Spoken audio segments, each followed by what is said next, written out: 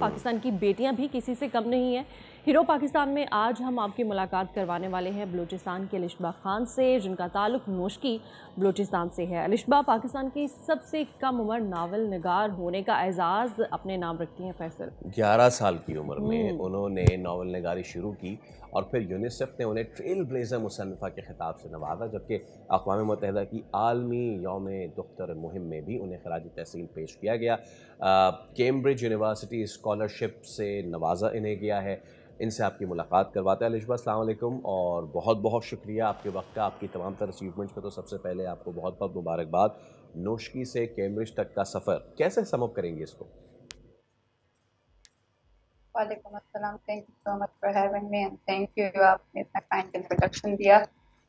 बस वही है, ड्रीम बिग। अगर if I to summarize it in one phrase, it dream big. आपका जितने भी आपके चैलेंजेस होते हैं, डोंट अलाउ देम कि वो जो है ना आपको एक आपकी लाइफ को वो डिफाइन करें, या जो आपके ड्रीम के एम्बिशन है उसको डिफाइन करें।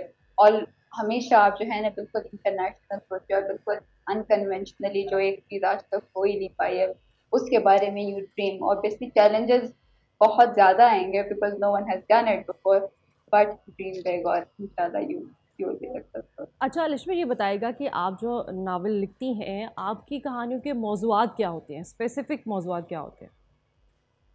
अच्छा, तो मैंने बोथ, जो हमारे फिक्शन जॉनरा होते हैं, नॉन फिक्शन जॉनरा होता है, तो मैंने दोनों पे काम किया।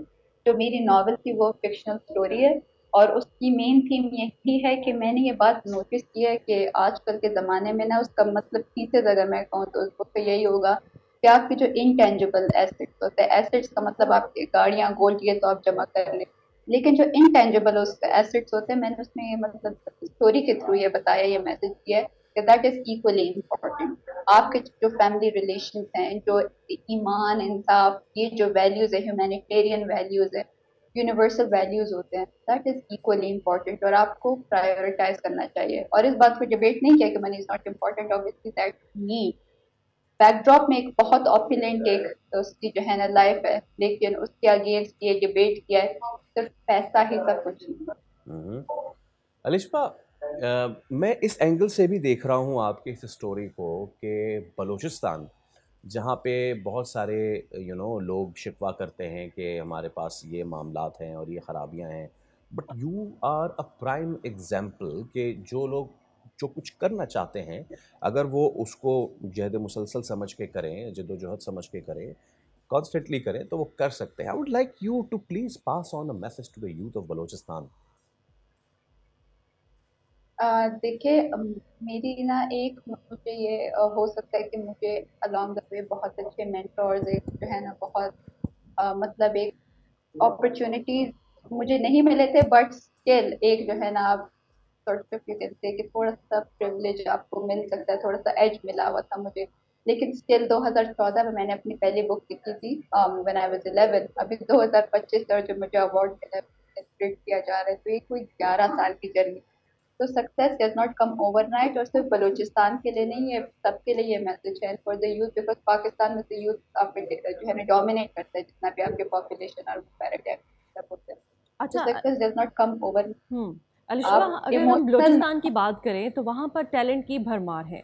आप ये बताएं कि ख़वातीन को नोशकी में कौन कौन से चैलेंजेस का सामना है और वहाँ पर हुकूमत इस हवाले से क्या इक़दाम कर रही है? देखिए, जो बलूचिस्तान में चैलेंजेस अगेन वो पाकिस्तान में है, लेकिन बलूचिस्तान में थोड़े वो जो है ना एग्जैजरबेट हो जाते हैं, थोड़े एम्पलीफाई हो जाते हैं। वही है कि तालीम के जो है ना वो इक्वल अपॉर्चुनिटीज नहीं है। हम अगर स्टैट्स उठा के देख ले, लिटरेसी जो है ना जो रेट होता है आपका तालीम का, वो साउथ एशिया में तो सबसे कम है, कुछ रिपोर्ट्स के मुताबिक वो पूरी दुनिया में सबसे कम है।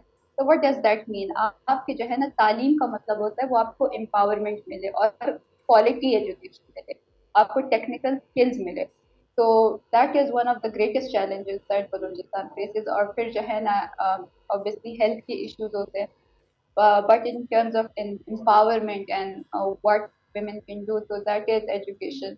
And the I'm not from government, so I cannot comment on that, या या but this is one area that we need to really focus on। और लाइब्रेरीज बहुत ज़्यादा होने चाहिए। ऐसा नहीं है कि बलूचिस्तान में लोगों को जो है ना वो پڑھنے کا اور یہ وہ شوق نہیں ہے. چلو الشبا دوبارہ سے let's come on your trade again.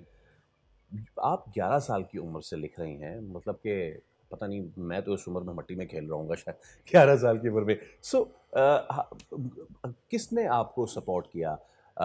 گھر کا ماحول کتنا زیادہ امپورٹنٹ ہوتا ہے to harbouring these things, to up bring these qualities in a بچہ؟ اور ایسی کیا سوچ تھی جس کی وجہ سے آپ نے یہ لکھنا شروع کیا اس طرح سے اتنی کم عمری سے؟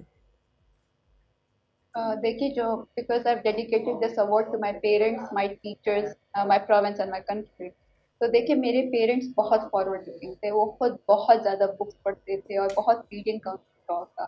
تو ایک بچہ نیچرلی ایک چیز دیکھ رہا ہے, اب ماں باپ خود کچھ اور کرے بچے کو کچھ بولے تو وہ ڈفرینٹ ہو جاتا ہے, وہ نہیں مانے گا بچہ, وہ چیز اتنی نیچرلی ایک نہیں آتی. تو میں دیکھتی تھی کہ وہ خود اتنے مطالعے کا شوق رکھتے, تو ریڈنگ بہت جلدی میرے اندر, بہت چھوٹی تھی ریڈنگ کا جو ہے نا مجھے شوق پیدا ہو گیا. اور پھر بچوں والی بکس نہیں, لائک کلاسیکل آتھرس پڑھنا شروع کر دیے. ہسٹری مجھے بہت پسند ہے, کلاسیکل لٹریچر پڑھنا بہت پسند ہے.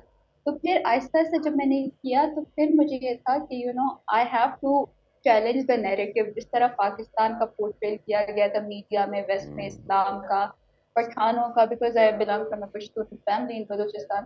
تو پھر I was like this is not true. تو مجھے یہ جو اوارڈ بھی ریسنٹلی ملا ہے that is based on rewriting narratives, کہ جو ایک امیج بنا دی گئی ہے پورے دنیا میں, تو that's not true and I want to challenge that.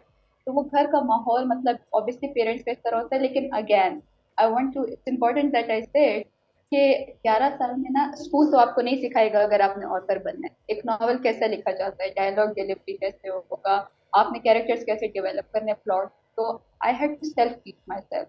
تو میں جب ایک بک کوئی اٹھاتی تھی ناول, تو آئی وڈ انیشیلی میں اس کو ڈائسیکٹ کرتی تھی. میں پڑھتی تھی کہ اچھا لکھا کیسے جاتا ہے. چارلز ڈکنز مجھے حد سے زیادہ پسند تھے, تو ایز لائک انگلش آتھر, تو ان کے بک پڑھ کے کہ ہیومن ایموشن, گریف کو آپ جو ہے نا, غم کو آپ ایکسپلین کیسے کریں ڈفرنٹ ڈائمینشن. تو وہ ان سے میں نے سیکھا. ابھی تھوڑا سا ابھی بڑی ہوئی ہیں تو in terms of colonial lens دیکھتی ہوں تو وہ تھوڑا سا پرابلمٹک ہو جاتا ہے, لیکن چارلز ڈکنز اگر ہم اس چیز کو سائڈ پہ کریں, وہ he was one of my favourite authors, اور ان سے پہلے ان کی کتابیں پڑھ کے سیکھا اور پھر لکھا.